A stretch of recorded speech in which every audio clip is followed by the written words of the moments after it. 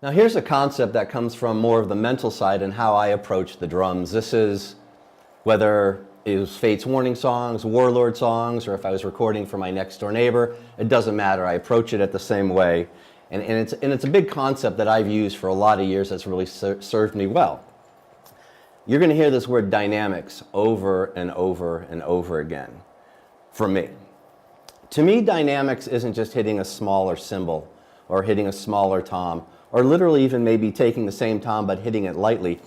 I know to a lot of people that is dynamics. But to me what dynamics really are is when I'm putting together parts is that dynamic between maybe the tap of a hi-hat and then the crash of a kick and a cymbal together. It's the relationship of kind of going from A to B. Now this little concept that I'm going to give you here, you have to think about it for a bit. I'm going to give you two different ways. The first one I'm going to talk about is money, and everybody likes money. So what makes a $5 bill so big? Well, if I had a quarter in my pocket or a dollar, that $5 would seem really big. But what makes $5 seem really small? Well, needless to say, $6, $7, $100, $200.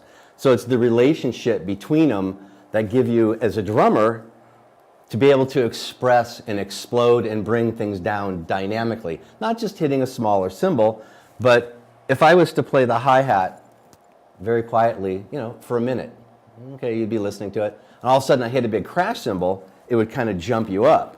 But if I was just playing crash cymbals all the time, it wouldn't invoke the same kind of response for you. Now another way to look at this too is, okay, when we were all younger, we had kind of inexpensive cars and we were driving around and we thought we were pretty cool because we weren't riding our scooters or bikes anymore.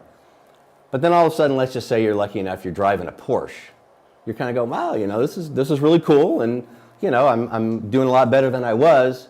But then all of a sudden a McLaren or Ferrari goes flying by you, okay? And you think, well, wait a minute, I was thinking I was really cool, but the relationship and the dynamic between the two different things is I'm not so cool anymore because, maybe that's $450,000 and I'm only at a $100,000 car.